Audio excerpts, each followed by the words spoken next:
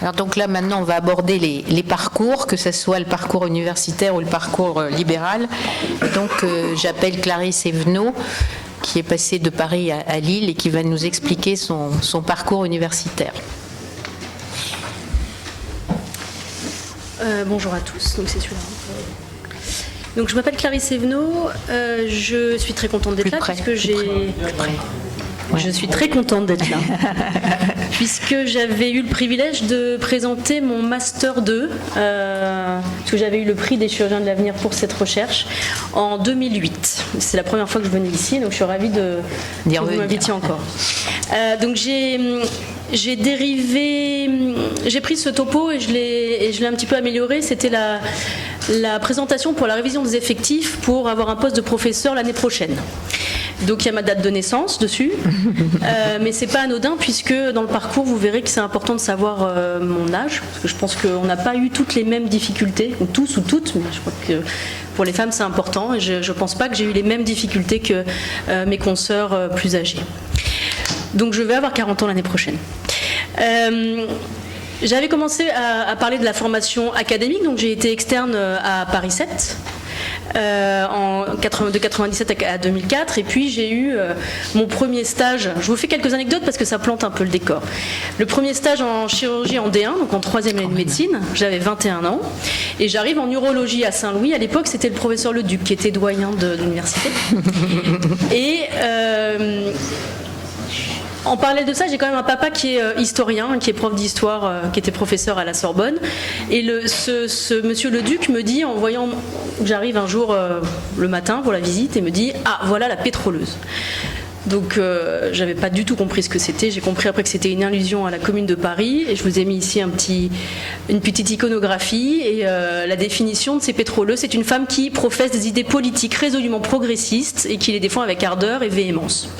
J'avais trouvé ça sympathique qu'un patron parle d'une jeune externe en disant « voilà la pétroleuse ». Je ne vais pas lire cette seconde phrase ici, mais en parallèle dans ce stage, j'ai été au bloc opératoire avec mes collègues externes, et les chefs de clinique étaient un tout petit peu moins intellectuels, je pense. Et je ne lirai pas cette phrase, mais voilà ce qu'on pouvait subir ou qu'on pouvait entendre au bloc opératoire. Alors il y a plusieurs façons de le prendre, on a parlé tout à l'heure de l'humour grivois, est-ce que ça rebute ou est-ce que ça fait rigoler, est-ce que finalement nous aussi on peut parler très crûment, même si on est une femme. Voilà. Ça c'était en D1, donc 21 ans, et en D2 j'arrive en chirurgie digestive à la Riboisière et je rencontre Monsieur Valeur, donc, qui était le patron de l'époque, et c'était une rencontre qui a scellé un peu mon destin puisque c'est lui qui m'a donné envie de faire de la chirurgie digestive. Et notre rencontre s'est passée le jeudi, la visite professorale de Monsieur Valeur, et il gardait les externes pendant 3 à 4 heures. Et il enseignait au lit du malade. C'était que pour les externes. Et Monsieur Valeur, qui est qui aime bien rigoler, et surtout avec les externes filles, me demande bon alors Clarisse, c'est la première fois que je le voyais, il me dit mais alors quelles sont les causes d'air dans la vésicule biliaire? Donc j'étais en début de 2e année, je ne savais pas du tout, donc j'ai inventé un petit peu et j'ai dit c'est une infection à germes anaérobies. Et il m'a dit ah Clarisse, je vois que tu es une petite vicieuse. Et là je crois qu'il y a 2 façons de réagir. Moi j'ai dit Monsieur Valeur, encore on ne se connaît pas, donc on verra plus tard ce qu'il advient de ça. Et c'est vrai qu'on peut rougir ou alors on peut rentrer dans le jeu. Et à ce moment-là, moi j'avais pris le parti de rentrer dans le jeu. Donc ça c'était le début. Alors j'ai fait une formation en internat à Paris de 2004 à 2010, et je ne citerai pas le patron cette fois-ci parce que je ne le citerai pas. Donc les remarques au bloc opératoire: vous avez voulu l'égalité, alors tirez sur les valves. Ça c'était fréquent. Ce n'est pas de la misogynie, c'est de la force brutale. C'était probablement vrai aussi. Mais c'était un patron qui était peut-être un peu misogyne, mais qui avait aussi des remarques extrêmement brillantes. Comme celle-ci: aucune penseuse ne pourra éclairer à travers votre tête sauf si elle est vide. On les a toutes notées. Hein. Vous avez déjà dépecé un lapin, le mésorectum c'est pareil. Vous avez lu le dossier ou vous êtes incompétent. Vous avez lu le dossier, donc vous êtes incompétent. Et ça c'était formidable parce qu'en fait on est chirurgien avant tout finalement. D'autres arguments scientifiques: pendant qu'on tire sur les valves, les femmes vont de toute façon travailler à mi-temps, donc il faudra 2 femmes pour remplacer un homme, donc c'est la mort de la profession. pendant qu'on tire sur les valves. Hein. Et puis le professeur qui m'aidait à l'époque, qui m'a suivi pendant une dizaine d'années, c'était Marc Pocard. Et donc encore une remarque, je ne sais pas comment fait Marc Pocard, je n'aurais jamais pu travailler avec une femme. Voilà, donc ça ce sont des remarques qu'on encaisse, hein, pendant qu'on tire sur les valves, on ne fait pas plus d'ailleurs, pas plus que ça, on tire comme les autres. Alors, donc j'ai rencontré ce professeur Pocard qui était l'agrégé de Monsieur Valeur à la Riboisière, et puis il m'a fait cette ligne de vie de l'internat. Donc quand on est interne, au début on a 24, 25, 26 ans, et puis il faut environ 15 ans pour les, je ne sais pas si c'est la moyenne ou c'est les chanceux, ou c'est quand même chanceux, PUPH à 40 ans. Et le professeur Pocard, qui a toujours travaillé avec les femmes et qui est un homme intelligent, m'a fait aussi ce petit dessin-là. Donc il m'avait montré ce qu'il fallait faire pour être interne, et pour arriver à être PUPH, il y a plein d'étapes, vous allez voir que j'en ai coché certaines. Et quand même, quand j'avais 25 ans, il m'a parlé de la possibilité, de la nécessité, à un moment, quand on est une femme, chirurgien, d'avoir des enfants. Et lui, en tous les cas, l'incluait dans ce parcours, ce qui n'est peut-être pas le cas de tous les patrons, on en discutera. Donc après l'internat, alors j'ai réalisé un master 2 donc à la Riboisière, et puis j'ai eu le prix des chirurgiens de l'avenir, on en reparlera. Et j'ai passé le concours de la médaille de chirurgie, et j'ai eu la médaille d'or. Donc je vous ai mis ici une petite liste. Je me suis mis en rouge ici en 2004. Parce qu'il y a la liste, hein. On a la liste, l'année de passage du concours, et puis l'année de l'obtention de la médaille. Et puis comme je vous l'ai dit, j'ai un papa très psychorigide et historien, donc il a regardé tous les noms, tous les noms du concours de l'internat depuis le début. Alors j'ai appris que le concours de l'internat, enfin de la médaille, a débuté autour de 1830, 31. Bon, alors à cette époque-là, il n'y avait pas de femmes, mais après il y en avait. Et donc dans la liste, mais j'étais la première femme à avoir eu la médaille d'or de chirurgie. Alors j'ai une collègue ici, Claire Gouma, qui est la deuxième. On est deux femmes chirurgiens à avoir eu la médaille d'or. À l'époque, c'était une grande fierté d'avoir la médaille d'or. Ça a été une grande fierté d'avoir la médaille d'or, mais être la première femme chirurgien, je trouvais que c'était bizarre, parce que finalement on est chirurgien, est-ce que c'est important d'être une femme ou pas? Voilà, j'étais surtout fière d'avoir la médaille d'or. Ça, très fière. Ensuite, j'ai coché un petit peu les cases, hein, avec beaucoup de plaisir. Je suis partie 1 an aux États-Unis. Je suis revenue et j'ai été chef de clinique, donc 2 ans à la Riboisière et puis 1 an à Paul Brousse. Et j'ai passé ma thèse d'université quand j'étais chef de clinique à la Riboisière. Je suis devenue MCUPH à la Riboisière en 2015 et j'en suis partie il y a maintenant 1 an. Et j'ai fait de la recherche en parallèle et j'ai soutenu mon HDR en 2017. Mon activité hospitalière est un peu particulière puisqu'elle est centrée sur les cancers avancés. C'est pas tellement une chirurgie non plus, c'est une chirurgie assez physique. Donc je fais de la chirurgie des carcinoses péritonéales. Je fais des cytoréductions qui durent parfois entre 8 et 12 heures avec un bain de chip après. Et je fais aussi de la chirurgie des maladies rares du péritoine, les mésothéliums et les pseudomyxomes. À l'époque, je faisais aussi des gardes et on avait... je vais discuter de cette technique, qui est l'implémentation d'une nouvelle technique au bloc opératoire de chimiothérapie vaporisée au cours de la célioscopie pour les patients qui ont une carcinose non résécable, qu'on appelle la PIVAC. Alors je vais passer sur ça, mais j'ai fait aussi de la recherche. On a parlé tout à l'heure du master et puis du prix des chirurgiens de l'avenir. J'avais développé plusieurs modèles murins. Celui de greffe intracécale, on prend une tumeur qu'on greffe en sous-cutané, puis on la récupère, on la greffe sur le sécom, et on peut comme ça la greffer, suivre la souris, la réséquer, tester différents traitements. Un modèle de métastase hépatique par injection dans la rate, puis on fait des métastases et on les suit de manière cinétique. Et ce modèle de carcinose péritonéale. J'en avais tiré plusieurs papiers, et à la suite de ces travaux, comme je vous l'ai dit, donc, j'ai eu la chance d'avoir le prix des chirurgiens de l'avenir donc en 2008 pour le Master 2 de sciences chirurgicales pour le parcours cancérologie. Pour la médaille d'or, l'Académie nationale de chirurgie offre le prix Le Denture Renon. Et puis j'ai eu le prix Jean et Madeleine Chaverbeck pour la recherche dans le cancer colorectal et la bourse Inca pour partir aux États-Unis. Alors je vous parle de cette technique parce que c'est une technique très nouvelle qu'on a implémentée à Lariboisière en 2016 et que j'ai après implémentée à Lille depuis cette année. Et j'ai eu la chance en 2017 d'avoir un financement pour un PHRC pour tester cette nouvelle technique de chimiothérapie dans les carcinoses colorectales d'origine gastrique. Donc vous voyez ici le financement qui n'est pas négligeable. Le PHRC va commencer bientôt. Et après tout ça, on n'a pas parlé de cet index-là. Donc je vous dis, c'était tiré de la révision des effectifs. Donc j'ai à l'heure actuelle 101 publications, j'en suis très fière, et un score SIGAPS qui dépasse 1000. Donc je suis très contente. Mais j'ai des anecdotes sur ça aussi. J'ai plusieurs amis qui sont pour l'instant MCU. D'ailleurs, effectivement, on voit que les femmes sont en ce moment, quand elles ont mon âge, elles sont plutôt MCU. Donc on attend de voir si tout va se concrétiser pour avoir le poste ultime. Et je me souviens d'une séance qui avait été dédiée à un des séminaires du CNU de chirurgie digestive, où le président de l'époque parlait du score SIGAPS. Ce fameux score SIGAPS qui nous dit si on est efficient ou pas. Si, de toute façon, le score SIGAPS ne peut que augmenter. Hein. Il augmente puisqu'on ne peut pas publier moins d'articles que ce qu'on a fait. Il augmente. Et je me souviens très bien de sa chef de clinique, qui était, enfin sa MCUPH qui était à ce séminaire, qui était enceinte de 8 mois,8 et qui partait en congé mater. Et le président du CNU lui dit écoute, moi je ne vais pas la nommer, écoute, voilà, c'est très bien, tu vas pouvoir faire augmenter ton point SIGAPS pendant ton congé mater. C'est formidable. Et il y avait 3 femmes enceintes et c'était une session que pour les jeunes. Il n'y avait que des jeunes qui avaient entre 35, 30, 35 ans. Et ça, c'était il y a 5 ans. Donc voilà, pour se mettre en condition. Mes activités d'enseignement ont été assez classiques à Paris 7 et puis je commence à implémenter certaines choses maintenant que je suis à Lille. Et j'ai la chance d'être depuis 2015 responsable du parcours cancérologie du Master 2 de sciences chirurgicales, donc à Créteil.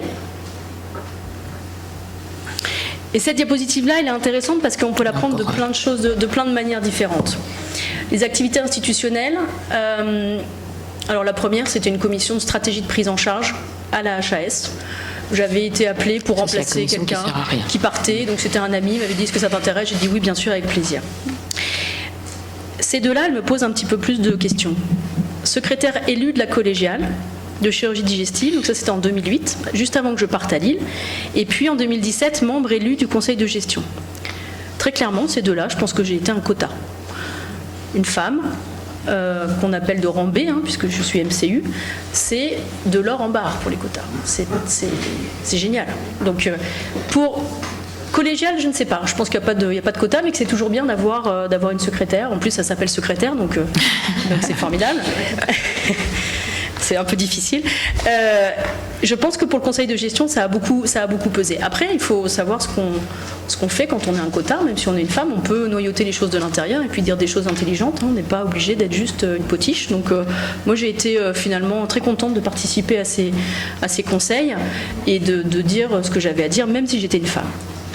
Je suis membre de la sous-section 5202 de chirurgie digestive, donc du CNU depuis 2017, encore à l'heure actuelle. Et puis depuis cette année, donc membre du conseil scientifique de la Fondation de l'Avenir. J'espère que je ne suis pas un quota. Je ne crois pas. Les délibérations sont secrètes. Très bien. Ok. Alors je suis partie de Lariboisière. Je crois que ma collègue aussi a été formée dans ce bel hôpital, qui était pour moi la maison jusqu'à l'année dernière. Et puis je suis partie à Lille, à l'hôpital Hurier, après le décès de Monsieur Mariette. Un poste s'est libéré et ça coïncidait au moment où Lariboisière devait fermer pour la chirurgie digestive. Donc je suis partie à Lille il y a 1 an. Ça c'est mon nouveau chef de service, qui a fait un New England et donc la Voie du Nord dans la même année. Et puis voilà, je monte cette activité de carcinose péritoniale qui était assez faible avant que j'arrive et qui maintenant monte, et puis on commence à faire des chirurgies, des maladies rares et des cancers ovariens. Et j'ai implémenté cette fameuse technique de PIPAC. Et si je vous parle de cette PIPAC, c'est parce que ça a son importance. Donc maintenant on est centre labellisé pour les maladies rares du péritoine depuis que je suis arrivée. Et donc cette PIPAC, c'est une chimiothérapie qu'on délivre dans le ventre et qui peut permettre d'améliorer la qualité de vie et la survie des patients qui sont traités en palliatif, puisque ce sont des patients qui ont une carcinose non résécable, et c'est une technique qui existe depuis à peu près 5 ans. On a fait plusieurs workshops pour apprendre aux chirurgiens à faire cette technique de manière sécurisée et avec les bonnes indications. Donc ça, on a fait ça à Lyon 2 ans de suite, et là on vient de se retrouver en septembre. Et donc je vous montre cette photo parce que je pense qu'elle va conclure ce diaporama. C'était hier. Et donc voici les 3 investigatrices principales des 3 PHRC qui ont été financées sur cette technique. C'est les 3 PHRC qui existent, et donc on en porte un chacune. Et comme vous voyez, il y a une possibilité d'être des femmes, mais aussi de travailler dur et de faire ça en bonne sororité et amitié. Voilà, je vous remercie de votre attention.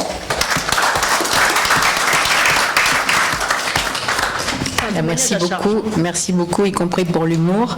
Alors, y a-t-il des questions? Oui. Je n'ai pas d'enfant. Je n'ai pas d'enfant. Oui, Gérard Pascal. Tout d'abord, je tiens à dire que... Bonjour. Bonjour. Ouais. Je tiens à dire qu'Alain Leduc a formé l'une des chirurgiennes urologues les plus brillantes de sa génération, que je ne citerai pas, mais il était tout à fait innovateur dans ce sens-là, puisque c'était une des toutes premières. Je tiens quand même à le préciser. D'autre part, je ne connais pas tout à fait votre parcours par la suite, mais je vous ai connu à Paul-Brousse, et j'ai pas eu le sentiment que vous étiez très malheureuse là-bas. Donc je crois que il y a peut-être des anecdotes comme ça qui traversent une vie. J'en connais beaucoup, effectivement, avec l'un des chirurgiens de la Riboisière que vous avez cité, qui se faisait pour objectif, quand il avait une interne, de la faire pleurer. C'était son objectif numéro 1 avant toute autre chose. Et Richard Villet, qui est ici présent, c'est à qui je pense. Donc, voilà, je tenais juste à préciser ça, parce que ce que vous dites, c'est drôle, c'est parfois la vraie vie, je le reconnais bien volontiers, mais ce sont des petits extraits de vie. Bien sûr. Et je ne voudrais pas qu'on retienne ça comme le parcours de combattant d'une femme interne, chirurgien, qui a fait beaucoup. Hein. Vous avez, voilà, vous vous démenez comme un beau diable pour faire une carrière et pour être PPH, et vous le dites, et c'est bien. Mais enfin, je dirais que je ne me permettrai pas pour vous de compter les moments où vous avez eu heureux et pas heureux quand vous étiez interne, et ce qui est lié probablement au fait que vous êtes une femme, mais je pense qu'il y a peut-être aussi des moments où d'être une femme peut être considéré comme un atout aussi. Alors, on s'est croisés à Paul-Brousse où j'ai été extrêmement heureuse et sans aucune remarque sexiste d'aucune sorte. Et j'y suis retournée comme chef de clinique d'ailleurs, tellement j'ai été heureuse pendant mon semestre. Une autre question? Alors bravo pour votre présentation, bravo pour votre parcours qui est admirable, je trouve. Mais alors j'ai pas compris, vous l'avez le Graal ou pas? Ou vous l'aurez quand? Ben on ne sait pas encore, le JO c'est en janvier. Non, d'accord. Le poste est demandé. Le poste est demandé, voilà. Le poste est demandé. Mais c'est le Graal, c'est une étape. Y a-t-il une autre question? Alors, Madame Frêche. Hélène Lehorst, je suis chirurgien pédiatre à Marseille. Une remarque et une question. Une remarque, c'est que moi aussi j'ai eu le parcours dessiné, etc. Mais moi, par contre, c'était, je vous le dis, un chirurgien n'a pas d'utérus. Quand j'ai voulu aller dire que je voulais faire chirurgie pédiatrique, la première remarque, c'était d'abord pas avoir d'enfant. Bon, j'en ai eu. Hein.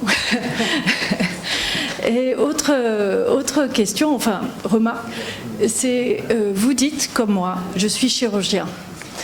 Et j'ai remarqué que les filles maintenant, les plus jeunes, disent chirurgienne. Moi, je n'y arrive pas parce que j'ai été de celles qui se sont battues pour être chirurgien. Et donc, je considère que je suis chirurgien et non pas chirurgienne. C'est difficile. Après, on peut faire un petit sondage sur la féminisation de ce nom ou pas.